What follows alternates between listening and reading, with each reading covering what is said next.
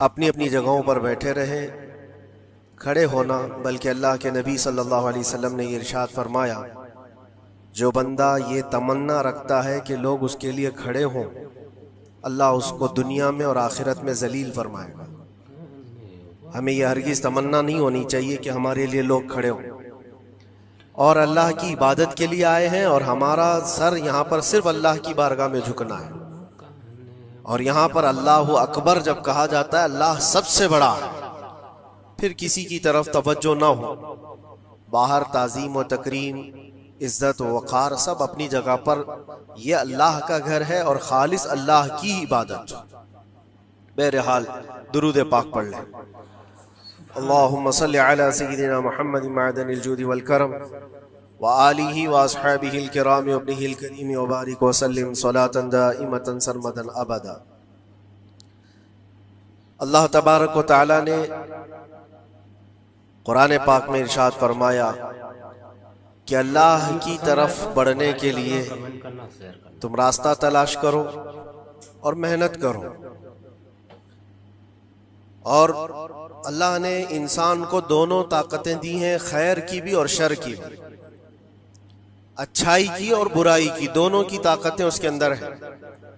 खैर वाला जो मादा है उसको अच्छाइयों की तरफ ले जाता है और शर वाला मादा उसको बुराइयों की तरफ ले जाता है। जब ये दोनों चीजें इंसान के अंदर मौजूद हैं तो इंसान कभी नेकियों में गालिब आ जाता है और कभी बुराइयों में गालिब आ जाता है। ये शुरू से मामला चला आ रहा है और इन्हीं मामलात को लेकर अंबिया इकराम अलैहिमुस्सलाम बंदों की हिदायत के लिए आते रहे। अल्लाह तबारक व तआला ने बंदों को यूं ही नहीं छोड़ दिया, बल्कि अपने पैगंबरों को भेजा और खैर और शर के दरमियान तमीज सिखाने के लिए अंबिया आते थे, यही बताने के लिए कि तुम जिस रास्ते पर चल रहे हो, अगर ये गलत है तो गलत और सही है तो सही। और आखिर नबी हमारे आका मोहम्मद सल्लल्लाहु तआला अलैहि वसल्लम के बाद फिर ये काम उम्मत के उलमा औलिया अंजाम देते रहे। आज जो ज़रूरी बात मैं अर्ज करना चाहता हूँ वो ये है कि इस्लाम का जो निज़ाम है खैर को फैलाने के लिए है और शर को दबाने के लिए। इस्लाम पूरी ताकत इस पर लगाता है कि खैर का नशर हो, उसकी तबलीग हो और बुराइयों से लोग बचें। और आपको पता है अल्लाह ताला ने हमारा लक़ब कुरान में क्या बयान फरमाया, कुंतुम खैरा उम्मतिन, तुम खैर उम्मत हो, यानी बेहतरीन उम्मत हो। उखरिजत लिन्नास, लोगों में अल्लाह ने तुमको सबसे बेहतरीन उम्मत बनाया। लेकिन वजह क्या है, किस वजह से तुम्हें खैर उम्मत कहा गया? आगे खुद अल्लाह ताला कुरान में फरमाता है, कुंतुम खैरा उम्मतिन उखरिजत लिन्नास तअमुरून बिल मारूफ व तनहौना अनिल मुनकर, तुम लोगों को अच्छाई का हुक्म देते हो और बुराइयों से रोकते हो। यह हमारा खासा है, यह हमारी स्पेशलिटी है। अच्छाइयों की तालीम देना, उसकी तरगीब देना, उसकी तबलीग करना, उसको फैलाना, ये इस्लाम का निज़ाम है।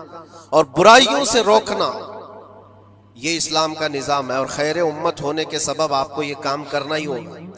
लोग अगर ये सोचते हैं कि ये सिर्फ मौलाना लोगों का काम है या मुबल्लिग का काम है, माइक मिलेगा तो ही तबलीग करेगा, नहीं। हर मुसलमान की जिम्मेदारी है कि वो खैर को अपनी ताकत के मुताबिक लोगों में फैलाए और बुराई देखे तो उसको रोके। वीडियो को लास्ट तक जरूर, और बुराई देख करके खामोश रहने वाले का वही अंजाम है जो बुराई करने वाले का अंजाम।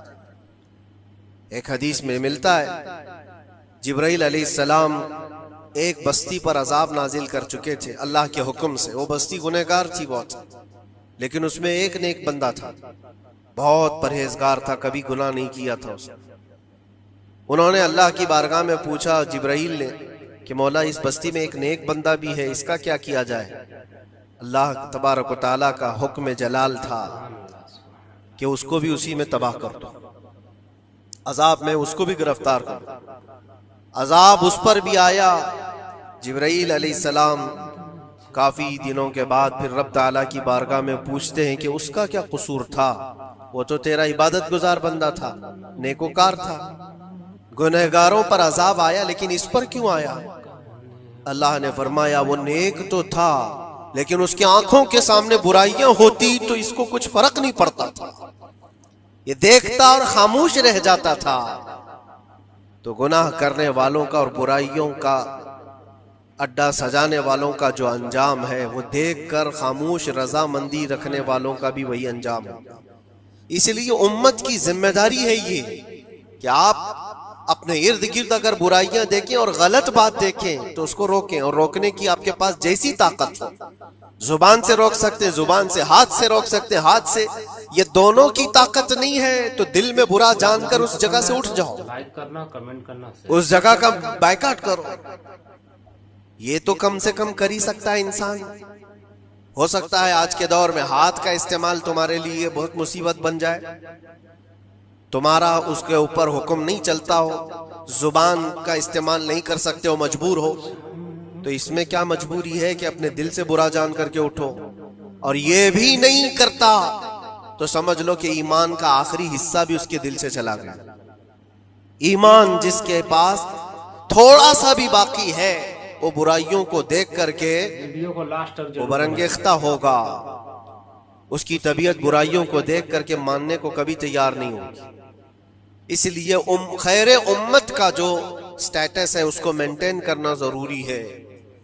यही तो बात है मेरे अजीजों, हजार तरह की मुसीबतें आए हम पर, लेकिन हम उस मिशन को नहीं छोड़ सकते जो हमारे ईमान का हिस्सा है, जो हमारे ईमान का हिस्सा है।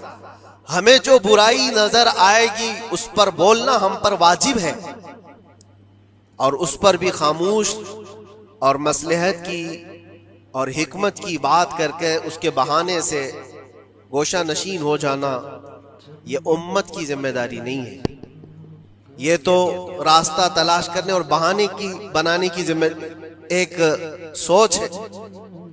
बाकी हर आलिम दीन हो, हर मोमिन हो, बुराई को देखे तो उसका इजहार करे और लोगों को रोकने की कोशिश करे। एक बात और मैं बताऊं, मुआशरे में कुछ सूदखोर हैं, कुछ शराबी, और उनके मुतालिक ऐसा है कि वो अच्छा असर और रसूख रखते हैं।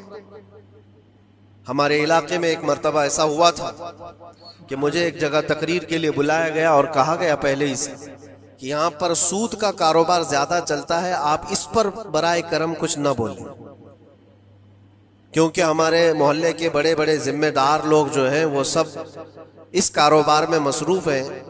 आप सूद पर कुछ न बोलें, बाकी आपकी हर तकरीर सुनने को तैयार है। कमेंट करना। मैंने उस दिन कसम खा ली, पूरा 1 घंटा सूद पर ही मैंने बयान किया। नहीं बुलाना इसके बाद ना बुलाओ, लेकिन हम समझौता इस बात पर नहीं करते कि तुम्हारी तबीयत देख करके बात करें, हम रसूलुल्लाह की शरीयत देख कर बात करें। एक आलिम दीन का यह हक है कि वो बुराई को देखे तो उसका इजहार करके मना करे। मुखालिफत होगी, हमें पता है, बुराइयां करने वाले करेंगे, लेकिन यहां पर एक बात मुझे याद आती है, इस बज़्म में मकसूद है इस्लाह मफासिद। नश्तर जो लगाता है वो दुश्मन नहीं होता। डॉक्टर तुम्हारी फोड़ी को अगर काटता है चाकू से तो वो कातिल नहीं है, वो किलर नहीं है, वो तुम्हारे जिस्म से फोड़ी को काट रहा है, वो नासूर को निकाल रहा है। तुम्हारे अंदर बुराई को अगर हम रोक रहे हैं, बुरा थोड़ी देर के लिए लगेगा। इसीलिए मैं अक्सर एक जुमला कहता हूं, बुखार की दवा कड़वी होती है, निगल लो तो फायदा है।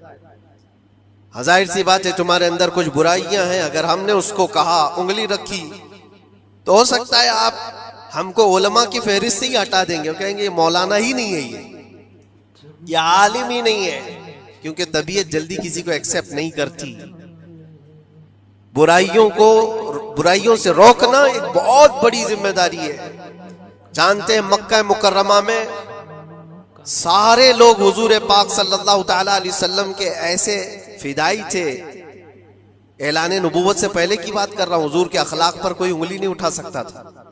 जितनी अच्छाइयों का हुजूर ने हुक्म दिया सबको वो एक्सेप्ट करते थे, मानते भी थे, लेकिन जहां बुराइयों के लिए रोका कि ये गलत है, उसको एक्सेप्ट करने को तबीयत नहीं मानती। इतने सालों से हम करते आ रहे हैं, अभी आप आकर रोक रहे हैं, यही तो दुश्मनी शुरू हुई। और हम यहां पर इसी बात के लिए कहते हैं कि ये अल्लाह के